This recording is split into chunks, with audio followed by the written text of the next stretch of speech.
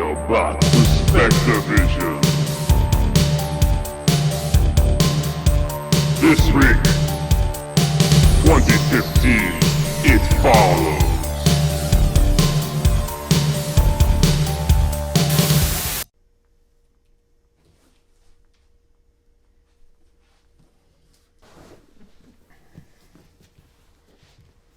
Hi, and welcome to SpectreVision! SpectreVision, a new video series we're doing where we're just gonna chat about some of these movies and show you some clips and whatnot. So, Halloween is too great of a month to not cover more than what we can cover on the podcast. So what are we talking about today? we're talking about 2015's It Follows. It Follows. Now, this movie came out in 2015, like I just said, and I didn't see it right away. I didn't see it in theaters. It kind of went under the radar for me because of all the imagery from the posters and stuff. I thought it was a movie about cars. To me, it looked like a really shitty Christine. And I like Christine, so I was not about to watch It Follows because I thought it was about a fucking car. So in 2015, I wasn't really following a lot of horror movies. Married, had my first kid that year with the old ex-Aruski, so this was new to me as well. So Alec just said, it's like, we really need to check out this movie, It Follows. And I'm like, right on, dude. Let's do it. Yeah, I saw it a couple of years ago. I bought it with my ex. And we watched it together for the first time. I really liked it. I liked the music a lot. I liked the vibes it had going. And this movie came out right before Stranger Things, but the whole 80s vibe thing is still going strong in this.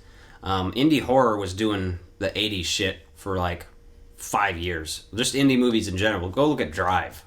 All right? Drive, It Follows, the Maniac remake with Elijah Wood. All those were kind of following that. And this one does it very well. Although it also has that kind of mystical shit where you don't know what time this is supposed to be. It very much feels heavily influenced by the 80s.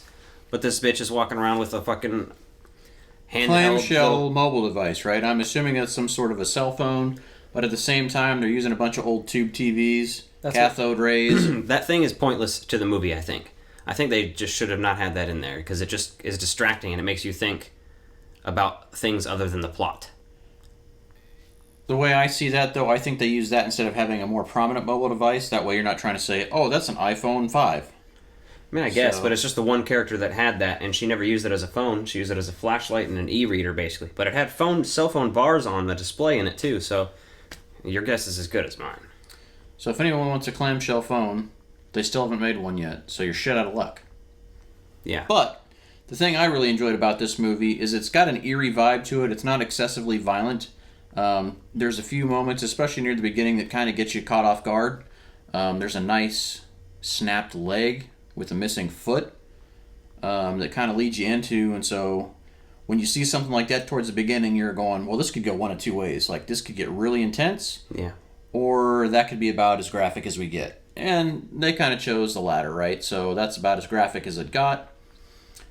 It felt like a fresh idea. A lot of movies have that, like, you're being chased by something vibe, and this just flat out showed it to you the whole time. Yeah. It was pretty awesome in that regards. And occasionally, earlier on, it was still doing some shots where it wasn't showing you what was happening still, just to keep some mystery to it and stuff. But I like the ghosts, or whatever you want to call it, that it takes the form of in this movie. Some of them are clearly people. As the kid says to her when he ties her up to the chair, he says, you know, sometimes I think it just takes the form of your loved ones just to mess with you, or just to hurt you or whatever. There's stuff like that, but then it also, I feel like it takes the place of people it's killed before too, because you see like that girl that appears in her kitchen that's like her tits hanging out and she's pissing on the floor. I feel like that's one of its victims or something, you know. Yeah, there's some interesting vibes with the ghost, and I think it's the thing about it, it kind of has the demon vibe where it just whatever it wants to be to scare you, and I think that was kind of enjoyable. Well, whatever it is, it's got to get by us.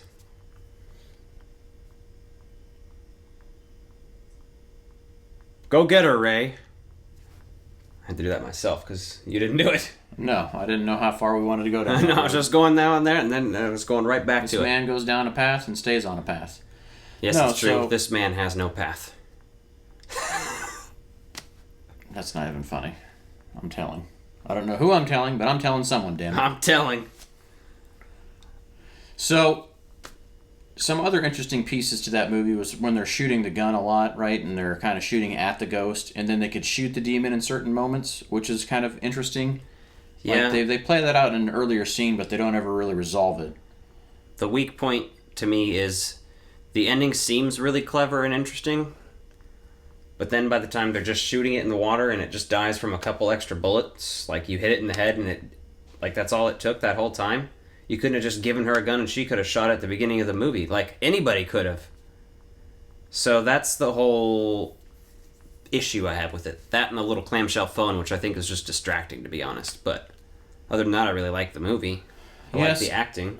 Some of the moments in there that are fun are like when you see her get her hair pulled and she's at the beach, like right when that first major attack is really happening, and you get to kind of understand what's going on with it, that other people can see the manifestation of what it's doing in the physical plane, which I found interesting. Yeah. The music was fun.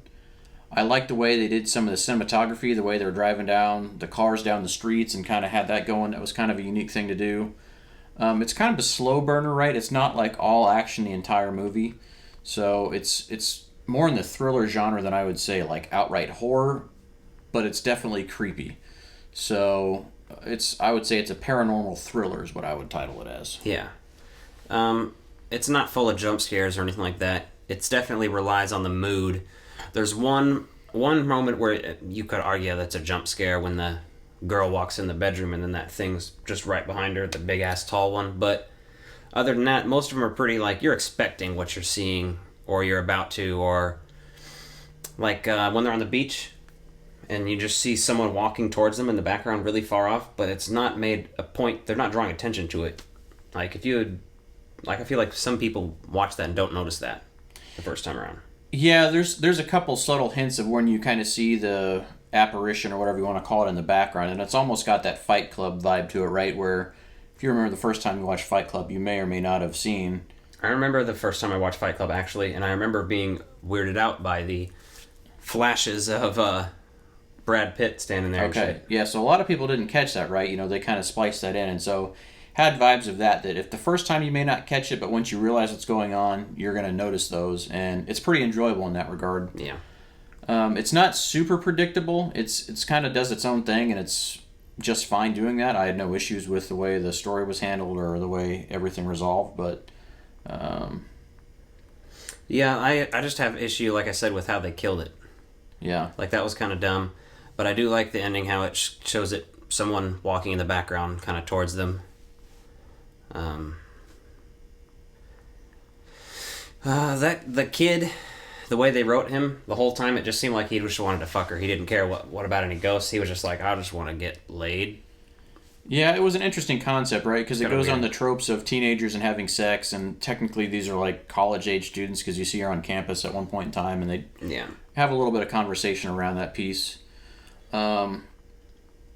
And so that was the only thing that was like, well, that's kind of played out, but they made it a little bit interesting because obviously this demon gets passed on through sex, so she's dating this guy or going out on a date with him, and you know, he sees this vision, gets spooked out, and you're like, what the hell is he getting spooked out for?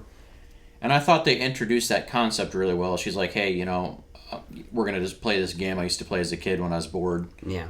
And they kind of lead into that well. So the writing's pretty good as far as that goes. Execution is pretty good. Like all the scenes where the hair is pulled up or some of the other things happened, it was well done. It's a fun kind of an indie horror flick. I don't think that had a huge budget by any means. It really kind of felt underground, something you could see. Nowadays, that would be something that maybe would go straight to Netflix or Shudder or something like that, straight to streaming services, right? And have a pretty good following that way. So, Yeah. that's... This is a great movie, though, overall. One of my favorites of the last 10 years as far as horror goes. There's not a lot of strong entries. Horror, it always has real big ups and real big downs, so just depends on what you're into also, because a lot of people are obviously into this, like the Conjuring movies, any of the Blumhouse stuff really, which to me, Blumhouse, I'm very selective about what I like about their stuff, but Invisible Man was fucking incredible, so they have that going for them.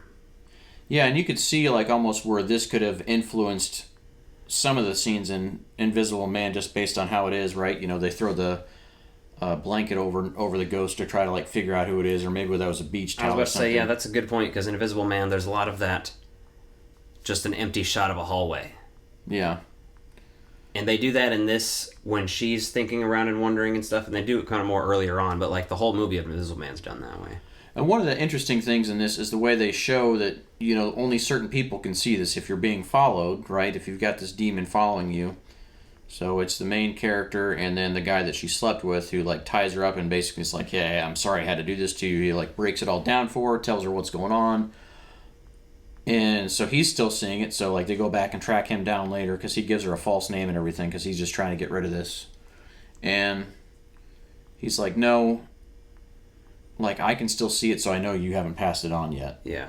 And so that was kind of vague, and how he figured that out, you know, is kind of interesting that, it, like, because he said he assumed he, you know, got it from a one-night stand or something. So interesting concept on a pretty stereotypical trope that's in a movie.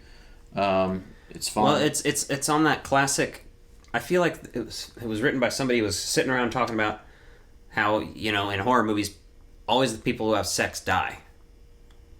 I feel like that was literally the genesis of where this movie came from. As you sitting about and talking about a concept like that, or everybody who's having sex is dying in this movie, like watching probably Friday the 13th, you know, any of those types of movies. So that is our discussion on It Follows. So we are the Frog Brothers Podcast, and you have just seen SpectreVision. All right, how old are you? I'm 18. Where are you from? Kansas City. And you know, if you do this job, you don't get paid. Yeah. Okay. So I will send this to other producers to try to get you a job.